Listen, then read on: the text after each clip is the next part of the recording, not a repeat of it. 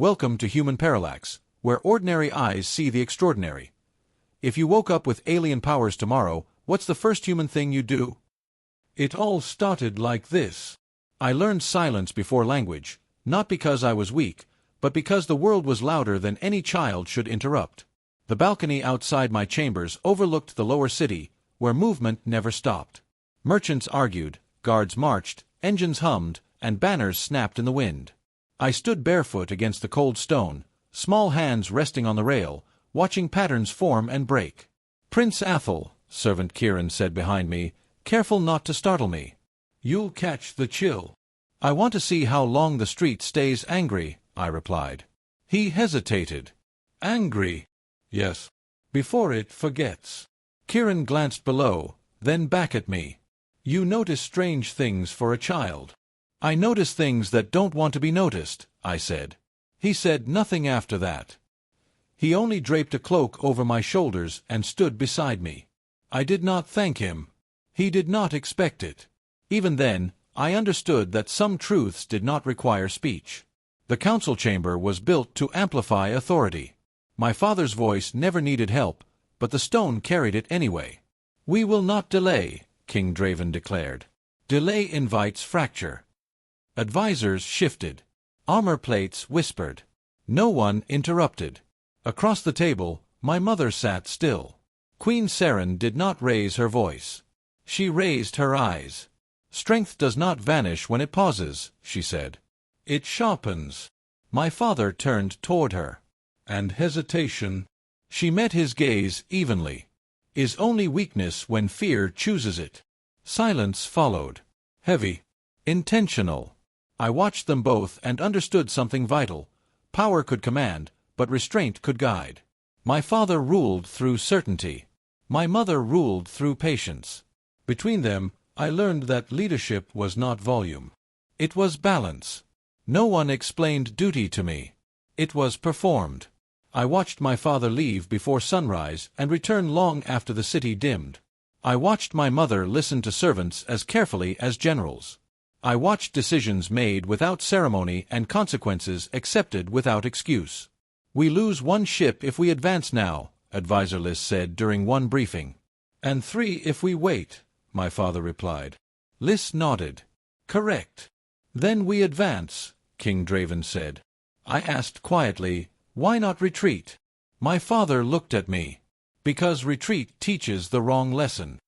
"What lesson is that?" "That survival belongs to those willing to stand." No applause followed. No praise. The meeting continued. That was how I learned. Not through instruction, but through exposure. Prince Finn never waited. "We strike tonight," he said, pacing before the tactical display. "They won't expect it." I studied the glowing projections. "They will expect losses." "So what?" Finn snapped. "That's war." I turned to him. "Who doesn't come back?" He frowned. "That's not how you think in battle." "That's the only way I think," I replied. Our father watched us both without comment.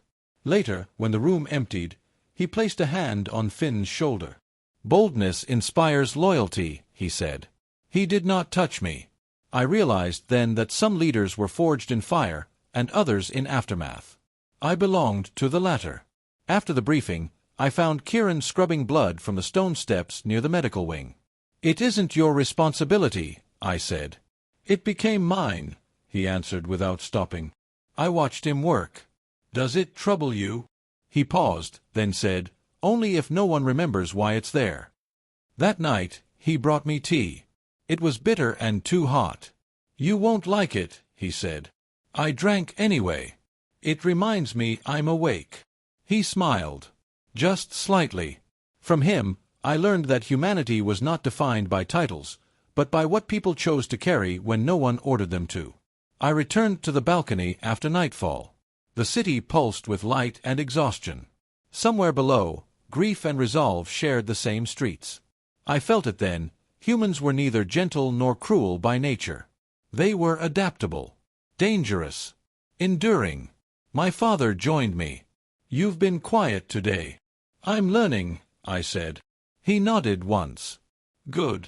Years later, after crowns and wars and silence earned the hard way, I would remember that moment clearly. Before speech, there was watching. Before certainty, there was patience. And before power, there was humanity, complicated, resilient, and never simple. The first warning was not sound. It was absence. Corridors that usually echoed with footsteps held their breath.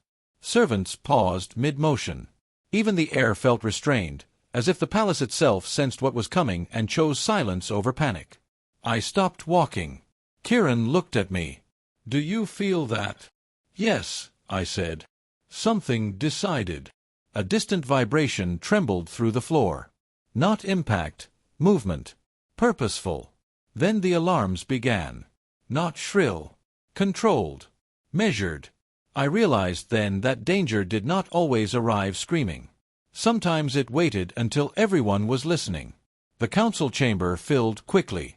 Advisor Liss activated the display. External contact. Unknown origin. Holding position. "They're testing us," Prince Finn said immediately.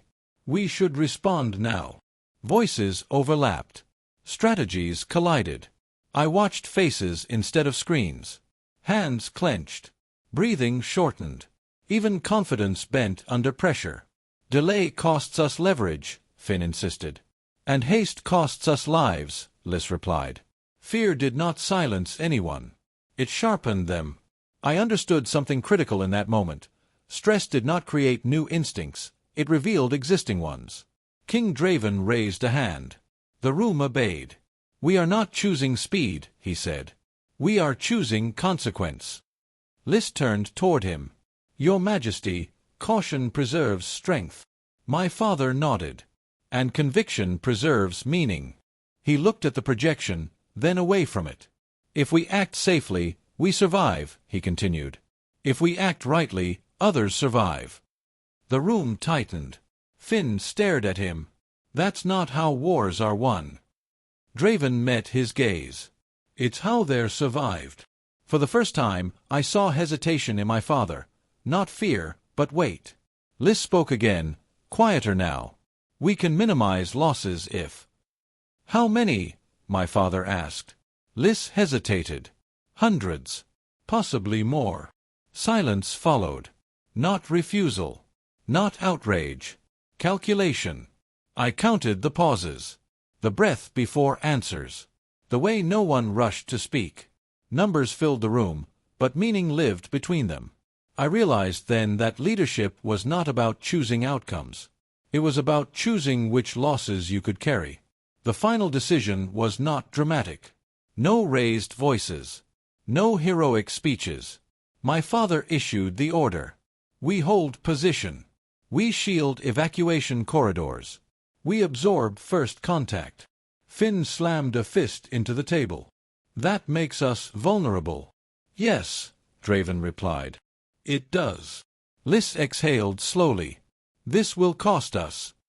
I know, my father said. I felt something shift, not weakness, but resolve. Other civilizations would have chosen dominance. Humanity chose burden. As the council dispersed, I remained seated. Kiran approached quietly.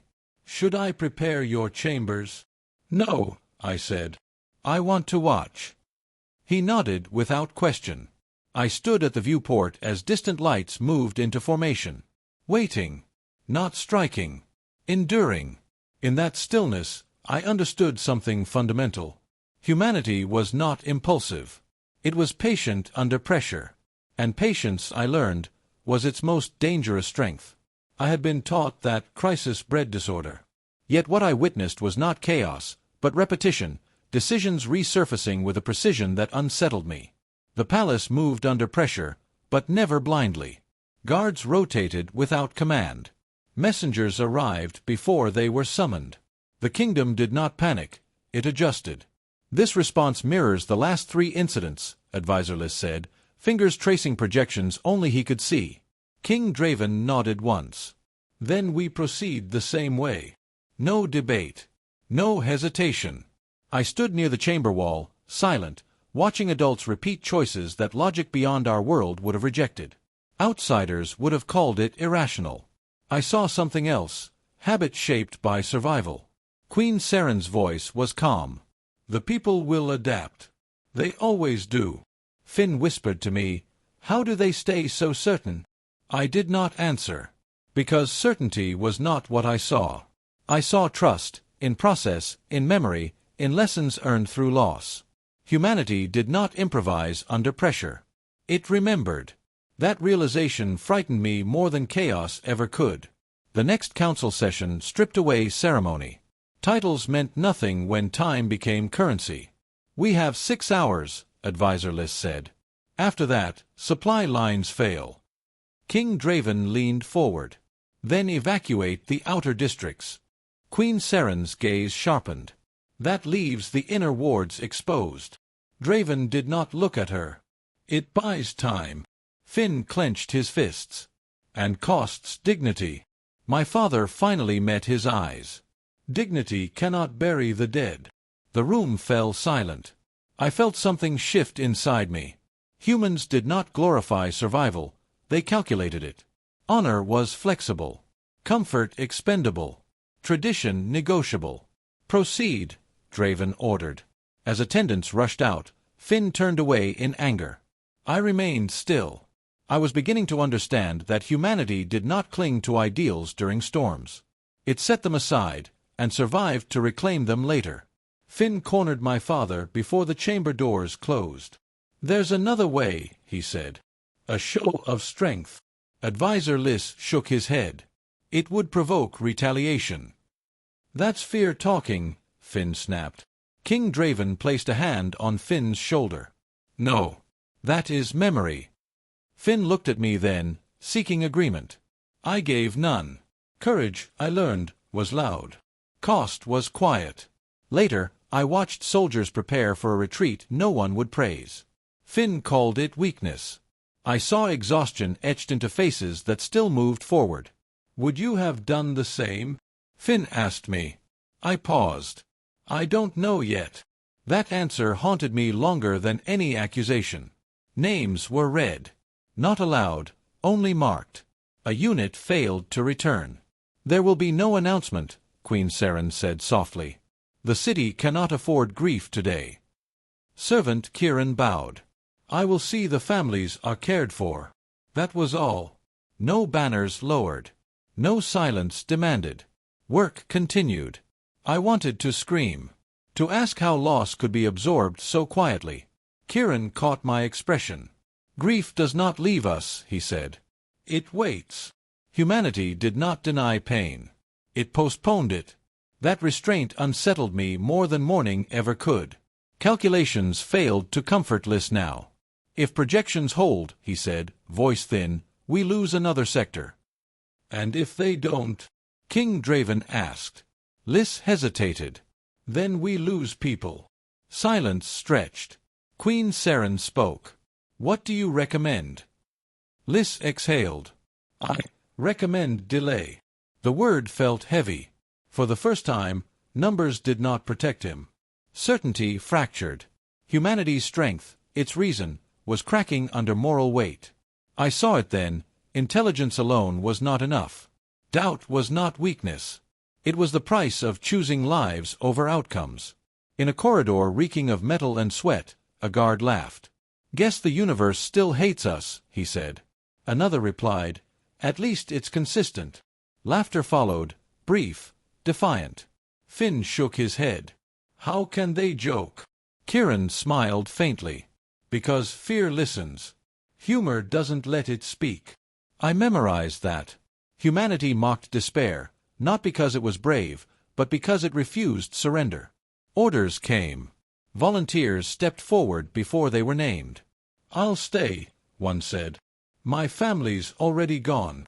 "I'll cover," said another. "I can run faster." No applause. No record. King Draven watched without comment. Queen Seren closed her eyes. Finn whispered, "Why?" I answered him at last. "Because someone has to." Heroism, I learned, was routine. I spoke less. Observed more. Leadership was not volume, it was restraint. As alarms faded and decisions hardened into history, I understood my role. Not to interrupt. Not to judge. But to wait. Humanity revealed itself only to those patient enough to watch.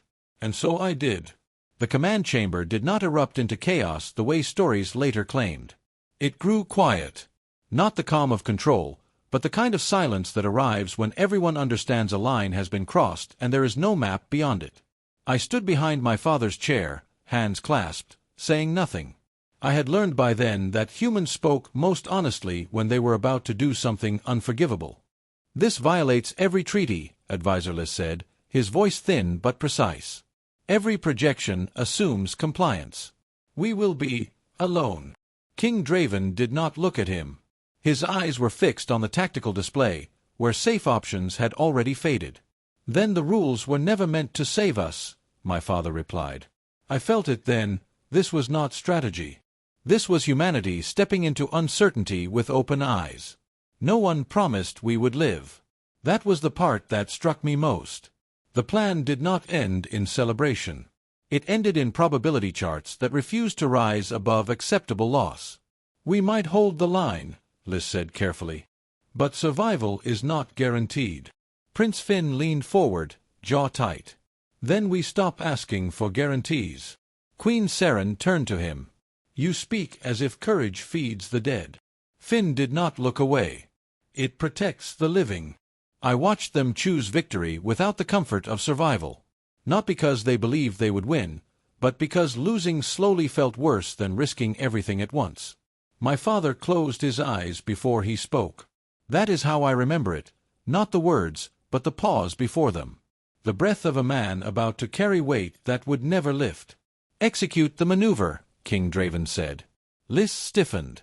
"Your Majesty." "I know," my father interrupted. "I know exactly what this costs." Queen Seren reached for his hand. He did not take it. "Do it," he repeated. I felt something fracture then, not in the room but in him. Leadership demanded the order. Humanity demanded he remember every consequence. That was the price. He paid it willingly. The numbers failed first. Projections flickered, probabilities collapsing into ranges too wide to trust. Advisor Liss stared at the display, fingers frozen mid-input. "This shouldn't work," he whispered. Then he stepped back. Not to another console. Not to another calculation. He bowed his head. I had never seen him do that. Queen Seren noticed. Her voice softened. "Hope is not weakness, Liss." "No," he replied quietly. "But it means logic has reached its limit." In that moment, humanity stopped pretending certainty was required to act. The reports came in unevenly. Units lost. Signals gone. Silence where voices should have been. No one cheered. Prince Finn clenched his fists as names scrolled past faster than he could read. "They held longer than expected," he said, forcing steadiness into his tone. "At a cost," Queen Seren answered. Servant Kieran stood near the doorway, relaying messages with hands that trembled despite his discipline. "Another sector is clear," he said, swallowing. But 3 teams didn't return. My father nodded once. No speeches. No banners. Just space left behind where people had been. The doors opened late. Too late for comfort. Prince Finn stumbled in, armor scorched, eyes hollow. He was alive, but not untouched. "I didn't think," he admitted, voice hoarse. "I just moved."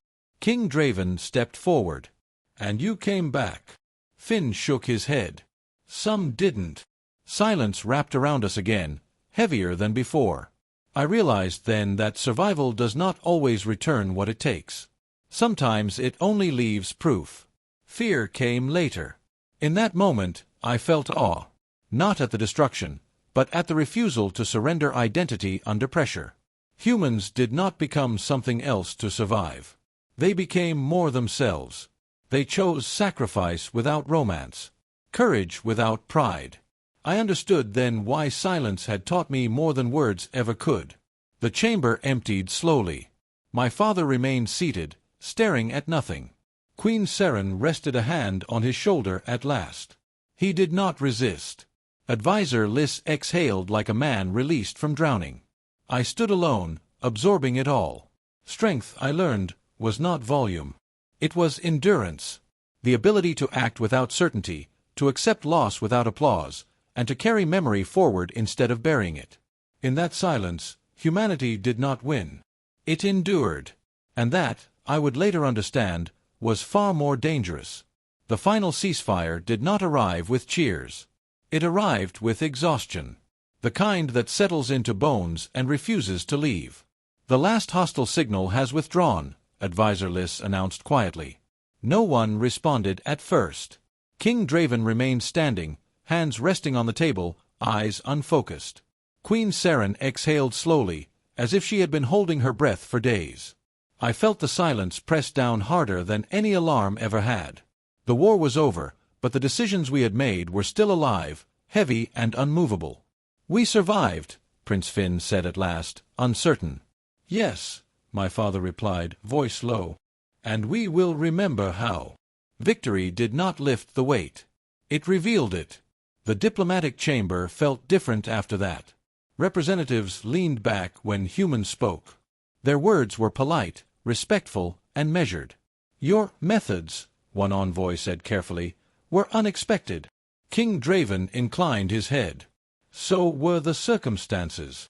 Advisor Liss watched their reactions closely. "They fear what they don't fully understand." Queen Seren answered without hesitation. "And they respect what refuses to break." I listened, realizing that humanity now occupied an uncomfortable space in the galactic mind. Not conquerors, not victims, but something harder to predict. Allies spoke softly now, as if aware that restraint, once removed, might never be fully returned. King Draven continued to rule. Orders were given. Councils were held. The kingdom functioned. But something vital had stepped back. "You should rest," Queen Seren said one night, her voice gentle but firm. "I will," my father replied, though neither of us believed it. I saw it in his posture, the way decisions came slower now, not from doubt, but from memory. "Leadership doesn't end," he told me once, quietly. "But innocence does." I understood then that retirement is not always a ceremony. Sometimes it happens silently, inside. The streets were calm. Too calm. I walked among families who had gained safety and lost names. Children played beside empty spaces where voices used to be. "They won't remember the war," Prince Finn said beside me. "Maybe that's good. Or maybe they'll feel it without knowing why," I answered. A woman bowed as we passed, gratitude mixed with grief in her eyes. Victory had ended the fighting, but it had not protected innocence. It had merely decided where loss would land. And it had landed everywhere.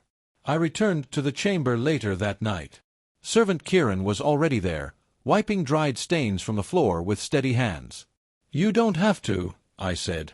He looked up, surprised. "Someone should." There was no pride in his voice. No expectation of recognition. "Did anyone tell you to?" I asked. "No, my prince," he replied. "It needed doing." I watched him work in silence, understanding something vital then. Resilience does not always march into battle. Sometimes it kneels afterward and cleans what remains.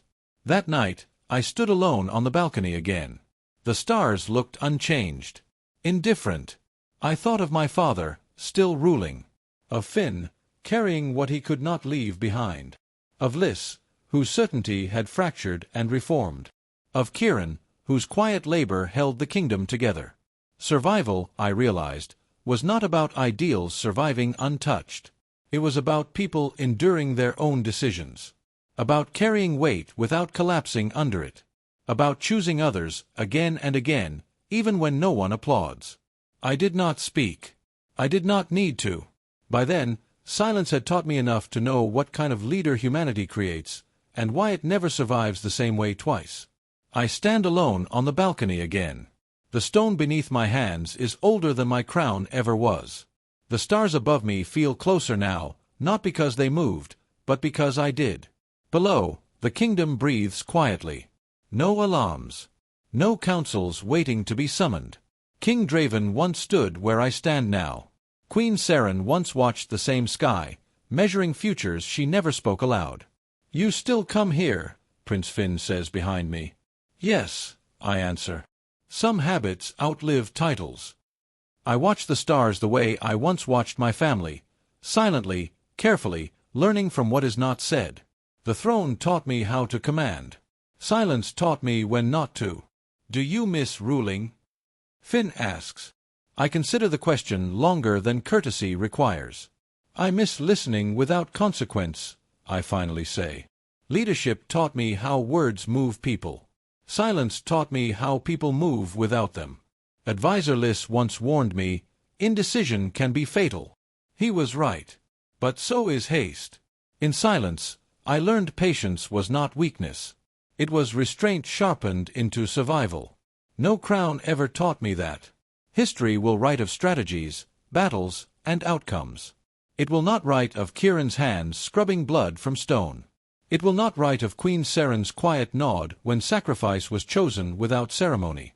They will remember victories, Finn says softly. They will, I reply. But endurance is what carries them forward. Humanity never demanded admiration. It absorbed consequence and continued. Legacy was not built from applause, but from standing back up when none was offered. That is what endured. A message light blinks softly inside the chamber. Advisor Liss waits. They are uneasy, he says. Our allies. Because of us? I ask. Because of what you taught them, he answers. That survival doesn't follow their rules. I look back to the stars. They will call it a threat, I say. And what is it? Liss asks. A beginning, I reply. The galaxy has learned humanity will endure. What it does with that knowledge is the next story. I remain silent, watching, as I always have.